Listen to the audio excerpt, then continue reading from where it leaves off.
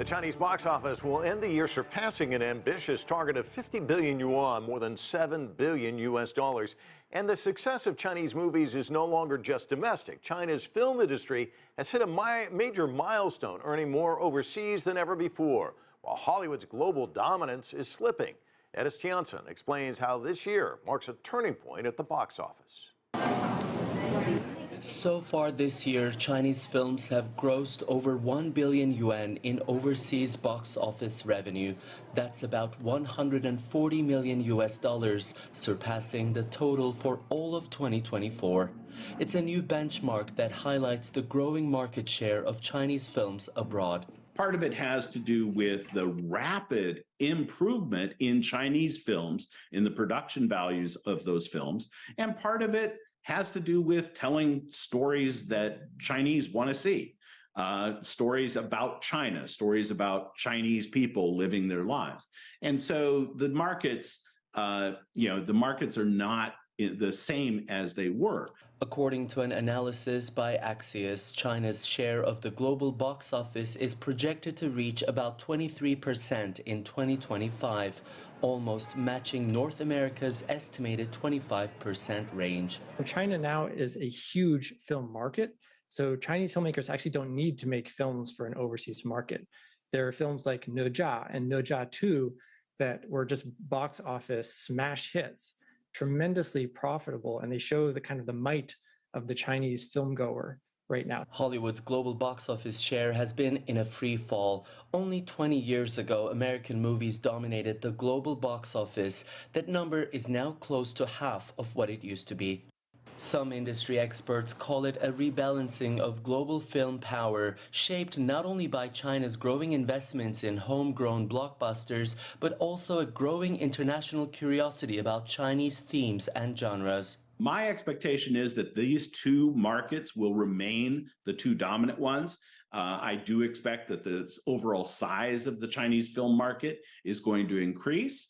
I also expect that the Chinese share of the China film market will continue to increase. It has now become clear to Hollywood executives that China is not only its biggest customer, but also one of its strongest competitors.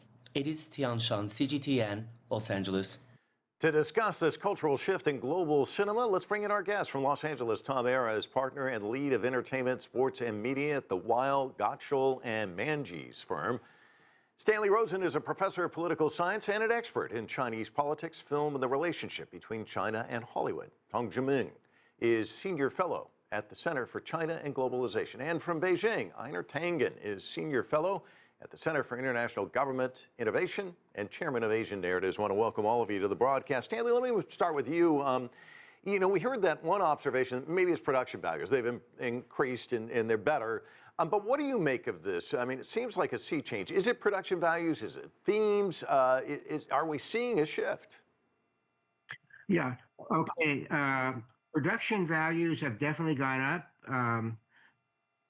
Some films have done extremely well, like Ne Zha 2, but not to interfere with their narrative, it's really an outlier. Ne Zha 2 made a little over $23 million at the North American box office, but 98.9% or so of its box office was still in China.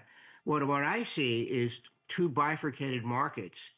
The China market is 90% Chinese films, and we'll see when Zootopia 2 and Avatar Fire and Ash open very shortly in China, whether Hollywood still has any market at all left in China. So the China market is for China. The international market, on the other hand, is not really very conducive for Chinese films at this point. Aside from Ne Zha 2, which is now number 5 on the all-time list of box office hits, no Chinese film is higher than number 79 all the time. That's Battle at Lake Changjin. So that would be my take on this. Chinese art films do very well at international film festivals, people like Zhangke, for example. But the big blockbusters from China, Detective Chinatown, 1900, Dead to Rights, those are the big hits this year, along with Ne Zha 2. they don't really resonate that well with overseas audiences. Yeah, Tom, let me ask you about this. And Stanley already brought up the highest grossing movie of the year by far, this Chinese animated film, Ne Zha 2. It's also the highest grossing animated film ever, breaking the $2 billion mark. We've got a trailer we're going to show in English for our global audience so that they can take a look at it. Can you talk about this amazing story? Why did it resonate, do you think? Well, I think, Mike, it's just not only a huge story for China, but for a global industry. I think it shows really that animation may be the most universal storytelling language we really have. And I think that's where the audience resonated with the story. And, look, for a business that's still recovering from the pandemic and competing with streaming and short form content, what we call an attention economy, ultimately people will leave their homes for something that's extraordinary. And I think in China in particular, the audience has found that story both compelling and extraordinary in its visual presentation and overall cultural relevance. Yeah, Einar, kind of maybe piggyback off of what he just said, because this film, it really is significant in that it was a big hit in China, but also has a worldwide audience. And as Tom was pointing out, this is an industry that's really still trying to come back after the pandemic. It's fighting these streaming services. There's a lot of eyeballs out there, but there's also a lot of places where you can watch stuff. So what's the significance of this, do you think? Well, China's coming of age. I mean, what we're talking about here is a certain amount of it is about the art. Part of it is about politics, and a lot of it is about the finances. And when you get to finances, you're talking about markets. 1.4 billion people in China compared to, a third of that in the United States. Obviously, with a large middle class, China is going to surpass the US in terms of domestic markets. Now, internationally, what's interesting is that China is branching out. None of the previous commentators talked about Brokeback Mountain. There's this tendency in the West to kind of pigeonhole Chinese films along certain genres, whether it's kung fu or period dramas and things like that. But the fact is, there are so many talented Chinese actors, actresses, directors who are going in different directions. That's why they're doing very well in the art circles. And that is going to, in the future, transform into box office success, because this is all about stories. And this is very useful to China to have a way of communicating exactly what China is about, not only historically, but now, kind of bridging the gap between individuals. So I don't necessarily see it as two distinct markets. I see it as a competition for telling stories. And Tong Jimeng, to kind of follow up on that, some of these stories may not even be that apparent to Western audiences. I'm thinking, of course, some of these films celebrating Chinese stories. Dead to Rights, a very powerful film about a photographer witnessing and capturing these images of the horrors of the Nanjing massacre. Talk to us about the importance of these themes emerging, not just in China, about history and culture, but also perhaps for a worldwide audience. Well, absolutely. I think the Chinese cinema is now actually at a pivotal moment, one in which that its influence is no longer confined to domestic market or the festival circuit.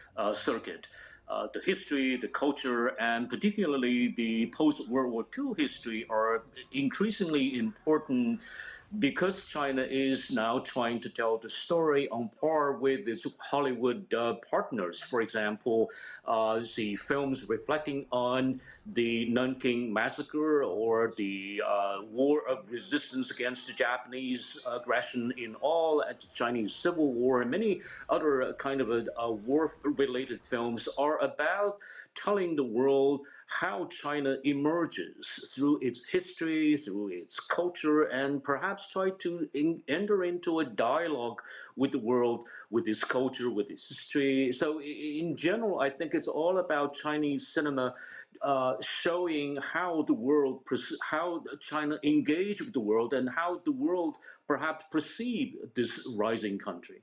And Einar, kind of, if you can, pick up where he just left off, because, a lot of people talk about film as a tool, soft power, all of that.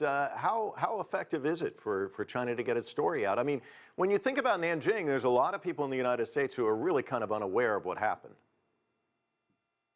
Yeah, and that's the point. I mean, it's not just about China. There's a whole global South that's out there that needs to tell its story. For too long, you know, basically Hollywood had a monopoly. They, you know, used history and story to basically glorify a lot of parts of the U.S. actions. Sometimes they look critically at it, but there's a whole big world. The U.S. is only 5% of the population. There's a rich history that can be used for the basis of stories. And I think this is going to be the larger trend. Right now, everyone at the show, we're talking about China and the US and how they're kind of reaching parity. But the fact is, we're talking about eyeballs across the world. And it's going to be that entity, whether it's Hollywood or Chinese films, that are able to reach out to the rest of the world to bring stories that resonate for them. And this is very, very important to China. It's also very important to these countries. For too long, they've been ignored.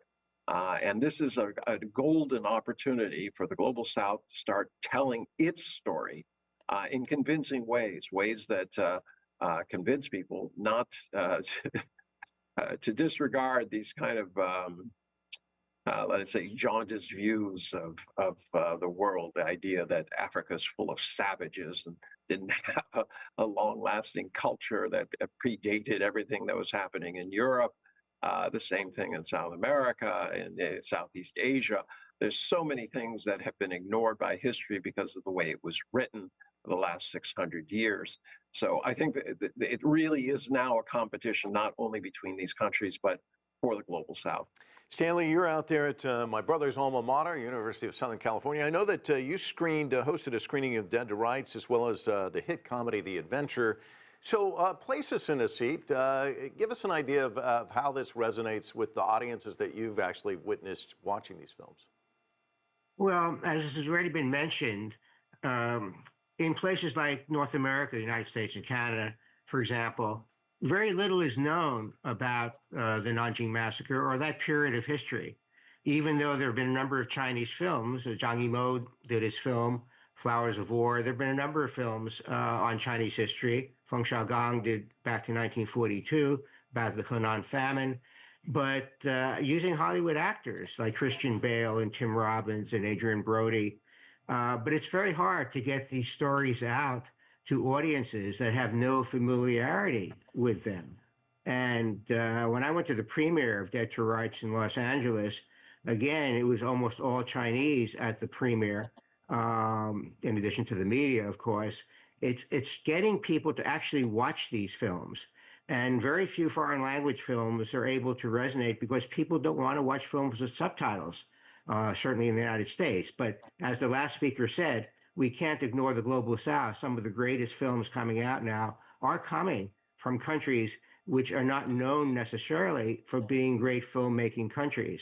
So we can lose sight in looking just at China and the United States. What else is going on out there? Some great films are coming out.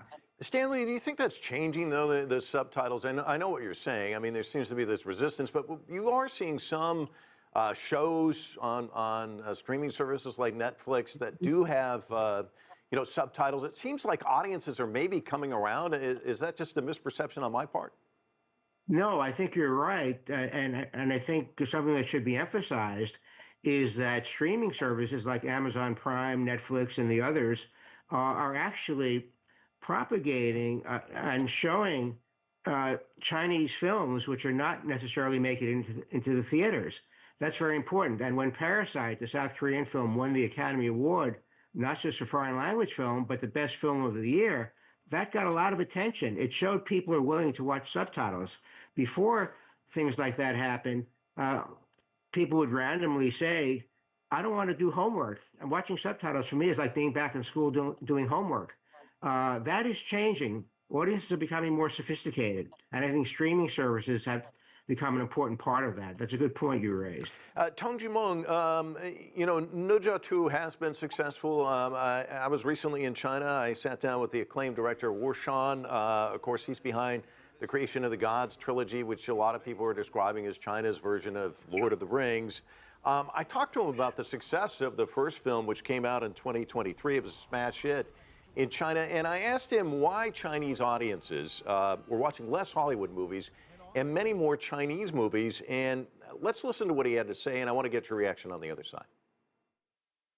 在此之前，可能很多中国的观众对好莱坞电影非常感兴趣，是因为好奇，想了解到这个外面的世界，想了解到最新的电影的技术、电影的想象力。中国电影的创作能力一直在提升。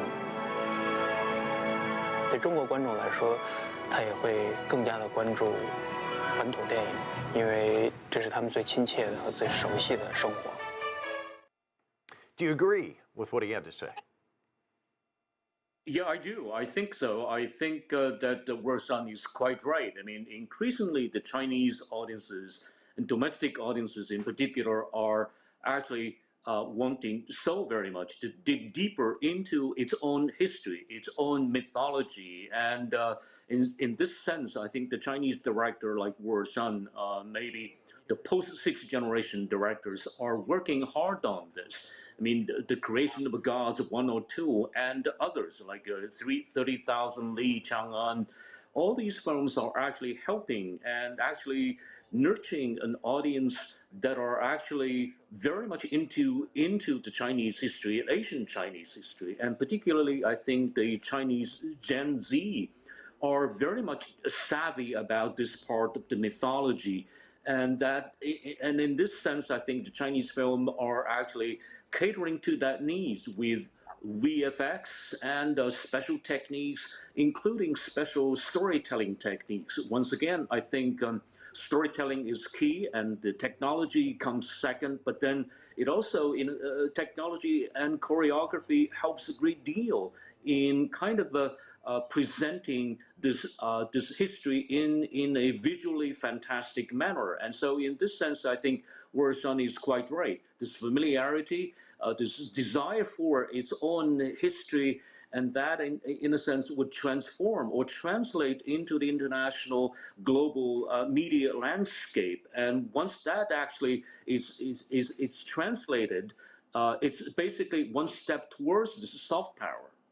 And Tom, you know, when I was sitting there with him and talking to him about the film, I'd watched it a couple of times. I told him how much I enjoyed it, but he seemed fascinated by that because that really is the key. He wants to get that Western audience as well. And Stanley's talking about the difficulty where people look at it and say, oh, it's homework, I got to read the subtitles and that sort of thing.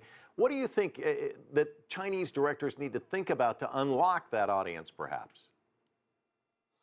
Well, I think, first of all, I agree with Professor Teng. I think long-term investment in talent and IP is a real key to building a successful and sustainable industry. That's how Hollywood was built. And when you look at other markets that have matured and are succeeding internationally, that's what's happened. Korea is a great example. 30 years later, they produced an Oscar winner, Parasite, and one of the biggest shows of all time in television, Squid Game. I think the Chinese have been doing that now since, you know, the early 2000s and beyond. And I think that's been producing successful films. And ultimately, look, authenticity is what audiences reward. And ultimately, when you tell authentic stories with talent and quality production, they're going to resonate with global audiences. And I think, look, streaming has democratized viewing. There's more subtitled international films being watched today than ever before because of access. We have access to them. Years ago, you'd have to wait for, you know, these films to find their way through film festivals and markets, and then maybe make their way to a local market like the US. Today, you flip a switch and you're watching your favorite international movie and discovering a new story. And so, Tom, you're out there, you're having conversations. What's the scuttlebutt? What are people saying there out in Hollywood about what the emergence of the Chinese market? Look, I think the reaction is the same that it's been when we've seen, any other market like Korea and others in Europe rise. This is what a mature global marketplace looks like. This is globalization of the industry and the business, which for years has been dominated by Hollywood in the U.S., but technology and resources have certainly globalized that business, and it's a good thing for the marketplace. I don't think if it's competition, I think it's healthy. We know that Hollywood isn't going to automatically get the top 5 places of global box office releases every year, as it has historically, because there's a mature market out there that is producing great films that will compete with it. And Teng, the world is catching up, but let me ask you about Hollywood. It used to be, and I'm sure you've gone to the theater a lot there in China. It used to be that the U.S. blockbusters, boy, that would bring the crowds out. Is there still an appetite in China for blockbusters from Hollywood? Oh yeah, absolutely. I think for younger generations who are actually watching and growing up with Hollywood films like Lord of the Rings and Air Force One, and all these great films are actually being so very much enjoyed and being actually eternally on the screen and still actually streamed on some of these streaming platforms. But once again, I think it is high time China actually comes up with its own Lord of the Rings, and that's why Shan is coming up with the creation of the gods. And so, with the technological advancement, with the general quality of the performing artists and directors who actually are learning a lot from Hollywood by coming, for example, to Hollywood. For example, The Wandering Earth, the director, Guo Fan, actually has been on a training course in Hollywood. And so, in a sense, there's a lot of exchange and lots of mutual learning. But at the same time, people are still craving for the best. There's still, even though there's now a sense of fatigue on the part of the audiences in China, but still people are looking to Hollywood as a standard, and each director has that standard. It's almost like a golden standard in their hearts and mind. If you want to make a film, for example, a war epic, you must go to watch Steven Spielberg's for example, Saving Private Ryan. I remember very clearly back in 1992 when we were preparing to make Farewell My Concubine with director Chen Kaige. He's always looking to Hollywood. He's always kind of digging up on his resources and the huge pile of films on VHS or on VCD so that we can watch and learn. And so once again, I think there's a situation in which that Chinese audiences are looking both to Hollywood and Chinese film, particularly local productions. Stanley, let me ask you about the differences in these marketplaces, because to me it seems like China's creating a lot of different kinds of films. And it seems to me that in Hollywood, they want to go with the safe bet. Let's go for another mega blockbuster. But those are running into trouble. Is Hollywood becoming too formulaic in a sense? That's a very good point. China is telling a lot of stories. A film like Hi Mom, for example, is very much about mother-daughter relationships over time. The problem with that for an international audience is that Hollywood and other countries have their own versions of that. I think Zootopia 2, as I mentioned before, and Avatar: Fire and Ash will be major test cases for how Hollywood is doing in China. This year, aside from Jurassic Park, which is number 10 on the list for 2025 in China, that made $79 million in China. No film has really done well from Hollywood in China this year. So these are important test cases. Deadline, the trade paper from Hollywood, just had a long article that came out on these two films and what it will mean for Hollywood in China. Both films have a history of success. The first Zootopia did extremely well, over 200 million, and James Cameron is loved in China. The film will open at the Hainan International Film Festival, and Avatar, the first two films are on the top 5 all time on the world box office. So If these films don't perform well, then I think Hollywood's future in China is much more limited.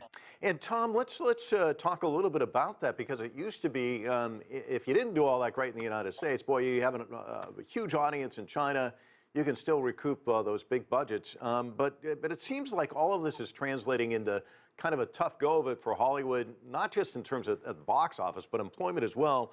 At the end of 2024, some 100,000 people were employed in the motion picture industry in Los Angeles County, according to the Bureau of Labor Statistics there.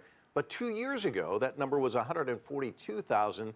So we've seen, close to about a third of employment dropping. Some companies are talking about relocating to other areas. And The Guardian even suggesting that Los Angeles might be becoming the new Detroit, a city that once was a thriving industry that's in trouble. How do you view this? Well, as a resident of this great town of Hollywood, I would disagree with that doom and gloom of description. I think, look, the greatest competition today for Hollywood in this industry, it's not streaming, it's streaming versus theaters or within the industry itself. It really is what I said earlier. It's the attention economy. People have endless options, short form video, gaming, social platforms.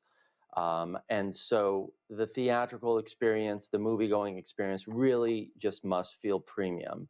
It has to give you something that you can't get at home if you're going to go to a movie theater. And today, I think, films need to live multi-platform lives. There has to be a merchandising component. There has to be a experiential component. And I think, it's the industry is reshaping. And it is a test for this town to see if it can be nimble and adapt. And I think it's happening. We're doing that. But at the end of the day, I think change is good, and it will eventually shake out. That we will see a new version of what historically has been the great Hollywood that we know and love. Tom, I think you make a great point. I mean, I think filmmakers in China and the United States are still facing the same thing. There's a lot of stuff out there. How do you break through the clutter to be successful? And I think we've had a great discussion. I want to thank all our guests. Really enjoyed it quite a bit. Thank you so much. And we're going to end the show with a message from Ne Zha. Wait! Before you leave, will you give your mama one last big hug? Oh, come on, don't watch it. We didn't get the hug, but we certainly had a great show. We appreciate you watching The Heat. Thanks so much. We'll see you next time.